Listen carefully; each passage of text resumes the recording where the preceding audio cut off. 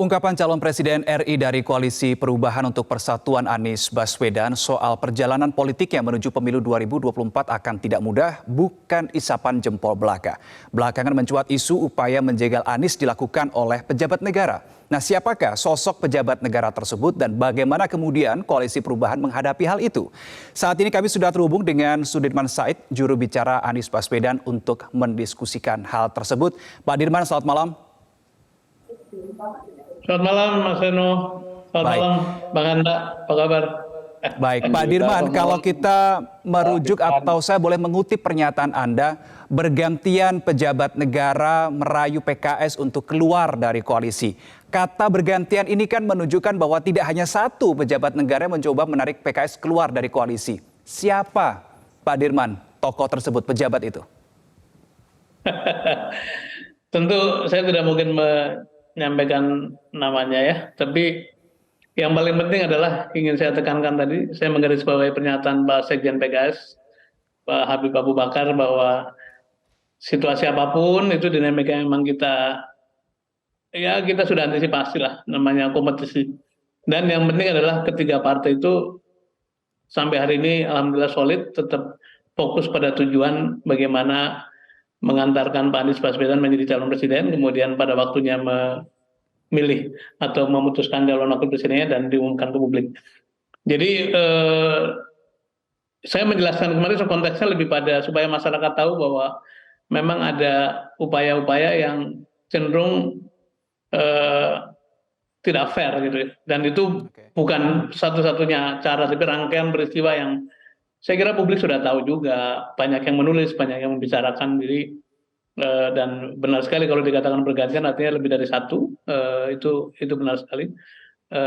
Secara proses barangkali sah saja, cuman ingin kita menyampaikan kepada publik, pada masyarakat, para pendukungnya Pak Anies, bahwa suasana memang tidak seperti biasa, tidak mudah, dan saya pun berdialog dengan sejumlah pihak termasuk para pengamat internasional, media-media internasional itu mereka bertanya kenapa sampai begini rupa gitu ya, dan memang penjelasannya sulit untuk dijelaskan dengan rasional, tapi itulah yang kita alami dan barangkali ini bagian dari dinamika perjuangan, tantangan berjuang untuk mendorong perubahan.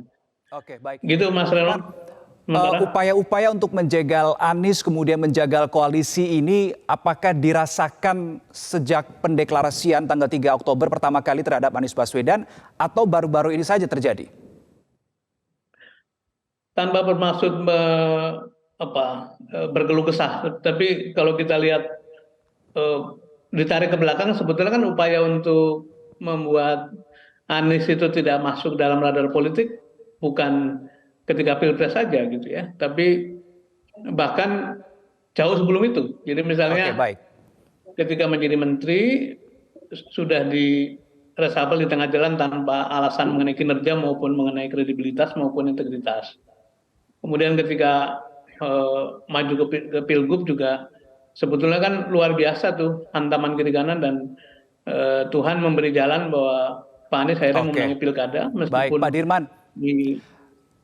Kemudian kalau merujuk pada perkataan Anda pejabat negara bergantian, salah satunya mungkin yang seringkali terliput oleh media adalah Sandiaga Uno yang sering mendatangi PKS. Apakah Sandi juga termasuk salah satu pejabat negara yang Anda maksud?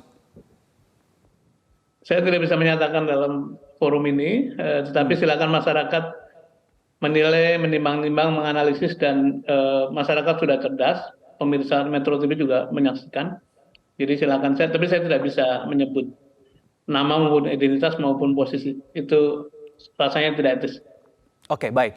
Pak Sandi, Pak Dirman, Sandi hari ini mengakui bahwa ia mengajak PKS untuk ikut poros percepatan bukan perubahan, bahkan klaim ia punya data yang kuat. Nah, saya akan ajak Pak Dirman dan juga pemirsa untuk menyimak pernyataan Sandiaga Uno yang saat ini juga masih menjabat sebagai Menparekraf, salah satu pembantu dari Presiden Joko Widodo. Berikut ini. Upaya dukungan PKS itu gimana? Sudah dapat restu belum?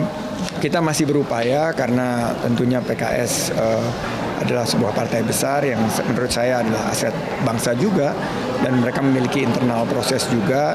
Ini menawarkan sebuah kepemimpinan, jadi jangan diartikan bagian daripada penjagalan. Enggak sama sekali. Justru saya menawarkan pemikiran ini, seandainya teman-teman bisa menerima dan memberikan pertimbangan, ayo kita sama-sama membangun bangsa. Mas Sandi ada juga yang menyebut bahwa Mas Sandi merayu PKS untuk keluar dari koalisi perubahan. Enggak sama sekali. Saya bilang kalau koalisi perubahan sudah sepakat dengan capres, cawapres, dan semua pembagiannya ke depan, dengan juga kekuatan daripada dukungan, saya ikhlas. Menurut saya itu yang terbaik buat bangsa ini, silahkan. Tapi kalau beliau dari teman-teman PKS ini bisa mempertimbangkan apa yang saya tawarkan, karena saya didukung data, dan data ini menunjukkan bahwa mayoritas rakyat Indonesia menginginkan keberlanjutan. Tapi bagaimana caranya PKS bisa ikut bagian daripada poros percepatan ini? Nah, ini tentunya kan kita bicara bagaimana membangun bangsa bersama.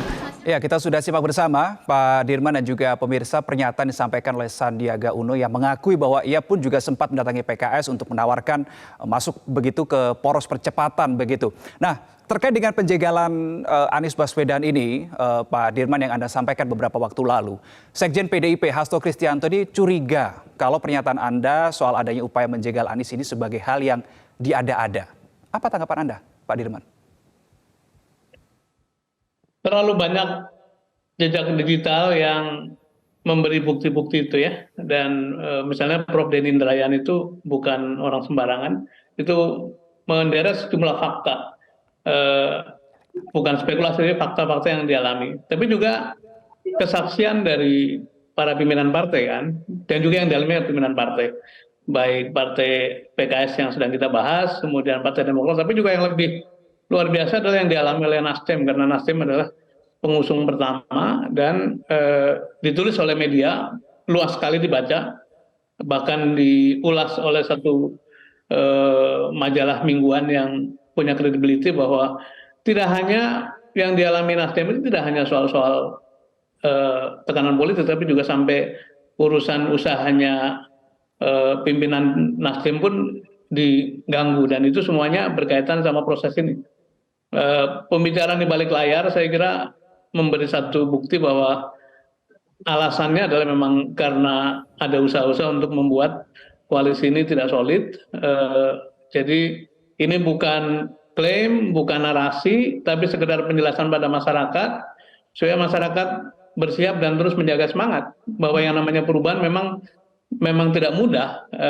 Kita mengerti, apalagi yang dihadapi sebagai pesaing adalah kekuatan yang memiliki sumber daya besar. Pak Anies pernah mengemukakan itu juga, kemudian punya kekuasaan karena masih dalam pemerintahan.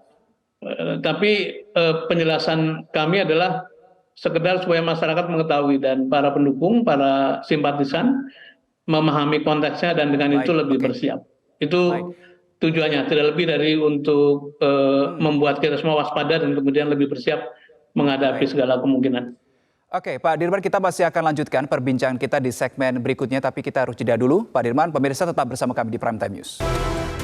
Berdasarkan survei dari beberapa lembaga, elektabilitas calon Presiden Prabowo Subianto lebih unggul dibandingkan Ganjar Pranowo, namun hanya selisih sedikit. Sedangkan untuk calon Presiden Anies Baswedan masih tetap berada di urutan ketiga. Dari hasil survei terbaru Indikator Politik Indonesia per akhir Mei 2023, Prabowo Subianto berada di posisi pertama di angka 29,1%. Disusul Ganjar Pranowo 26,1%. Dan di urutan ketiga ada Anies Baswedan di angka 13,2%.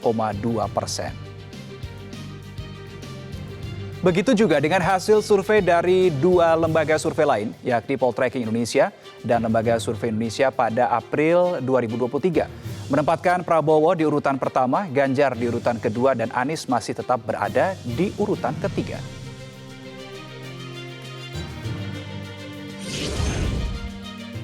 Baik pemirsa, kita lanjutkan perbincangan kita malam hari ini dengan juru bicara Anies Baswedan, Sudirman Said, dan sudah bergabung juga dengan kami malam hari ini Direktur Eksekutif Poltreking, Hanta Yuda. Mas Hanta, selamat malam.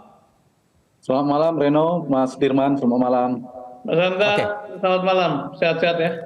Baik, saya ke Mas Hanta dulu ya, Pak Dirman. Mas Hanta, kalau kita melihat pergerakan elektabilitas dari April kemudian ke Mei 2023, ada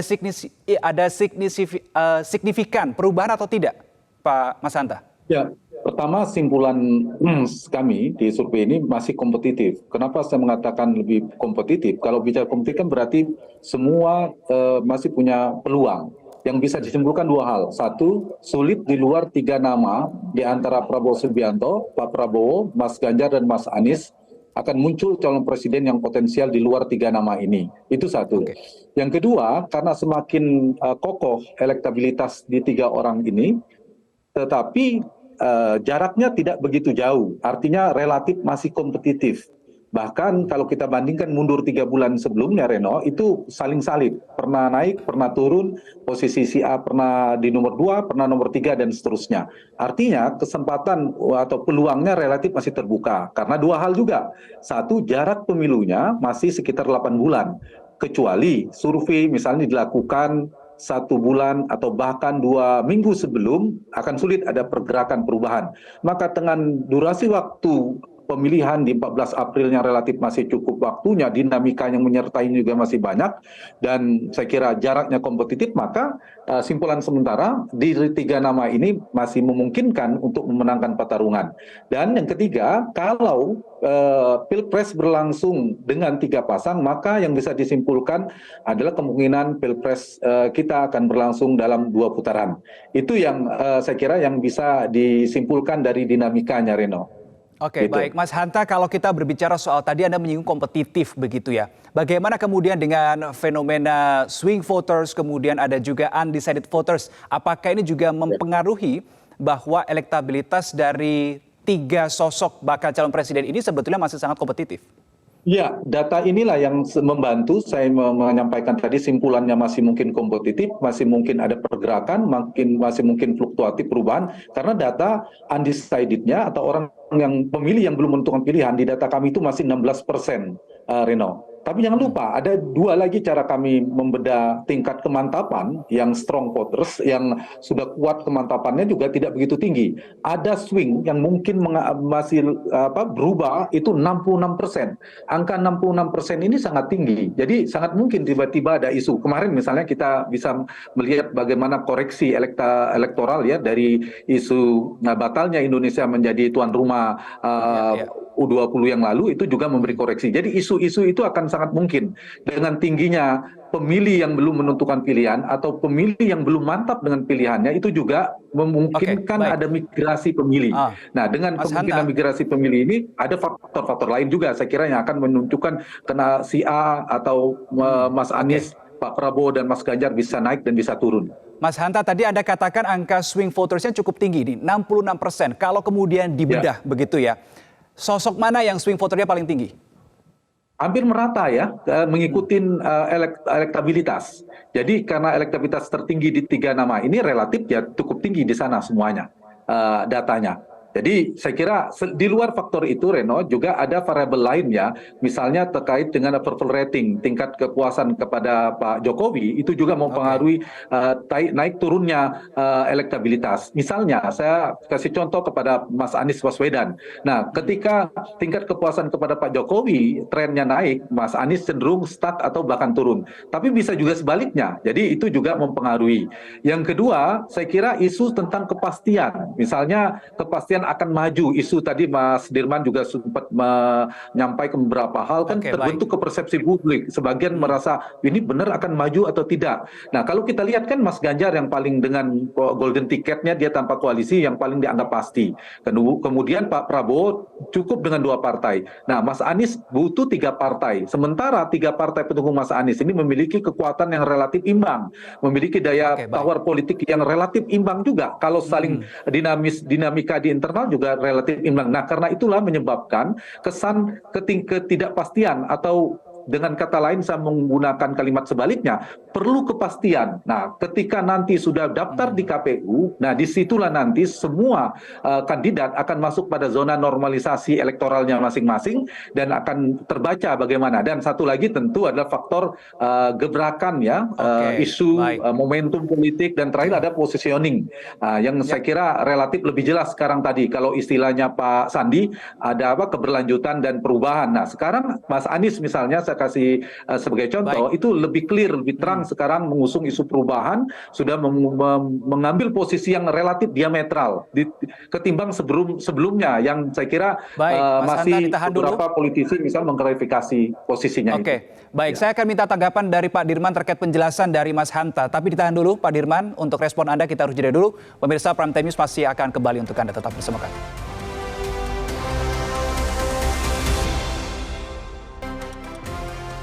Baik pemirsa, kita lanjutkan perbincangan kita malam hari ini. Saya masih bersama dengan Pak Dirman dan juga Mas Hanta. Saya ke Pak Dirman terlebih dahulu. Pak Dirman, elektabilitas tadi disampaikan Mas Hanta masih kompetitif begitu ya.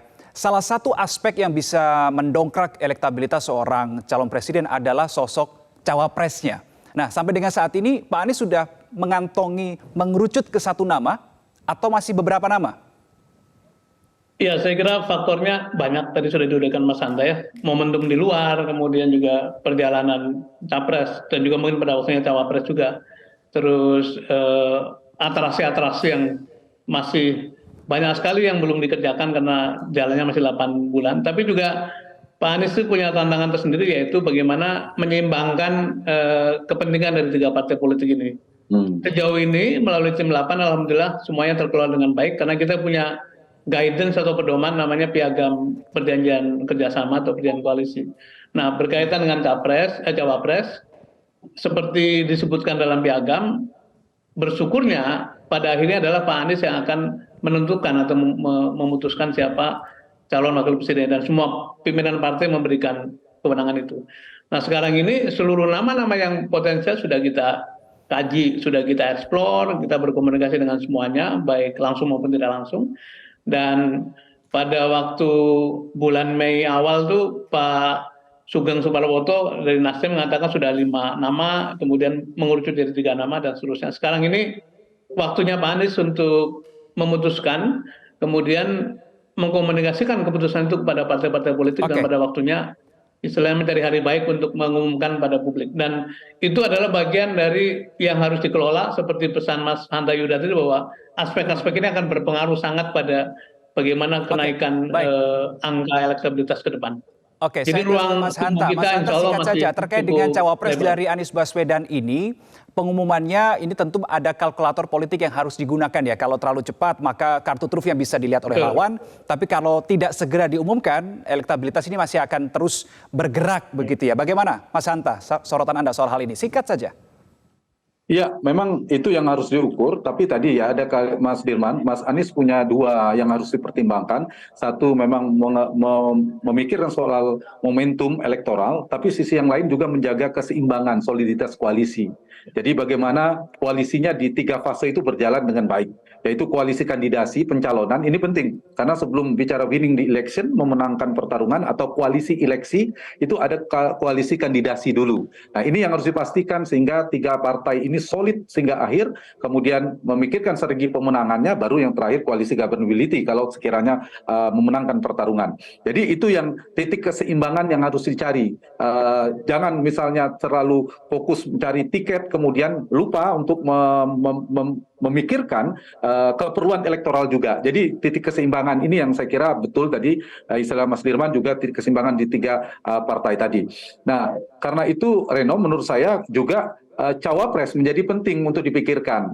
Kalau terlalu cepat memang bisa dibidik oleh lawan, tapi juga terlalu cepat bagi pemilih lebih bagus karena bisa ada waktu untuk membuka dan seterusnya. Bagi partai juga bagus supaya lebih cepat bergerak mesin politiknya seterusnya. Kalau saya ditanya untuk kasus untuk Mas Anies, itu posisi kepastian lebih cepat lebih baik. 3 partai mengumumkan capres serempak, apalagi berpasangan capres-cawapres. Nah, persoalan nanti akan dibaca oleh lawan, saya kira itu paling tidak terselesaikan soal dinamika di koalisinya. Itu yang dari kebutuhannya ya, kalau saya kira yang perlu dipikirkan. Berarti kalau dari Tapi di kalkulasi sisi politik Mas Hanta Yuda lebih cepat, lebih baik ya untuk elektoral, diumumkan betul nama ya. Kebutuhan cawapres elektoralnya untuk juga Anies cari Baswedan. cawapres yang tepat. Tapi apapun Reno, menurut saya termasuk yang berharap Mas Anies bisa maju bersama Mas Ganjar, bersama Pak Prabowo, minimal 3 pasang kita, kalau bisa malah 4. Nah, dan konstitusi kita memungkinkan kan putaran kedua nanti akhirnya akan mayoritas juga. Baik, terima kasih Hanta Yuda, Direktur Eksekutif Poltreking, dan Sudirman Said, juru bicara Anies Baswedan, sudah berbagi informasi pada malam hari ini.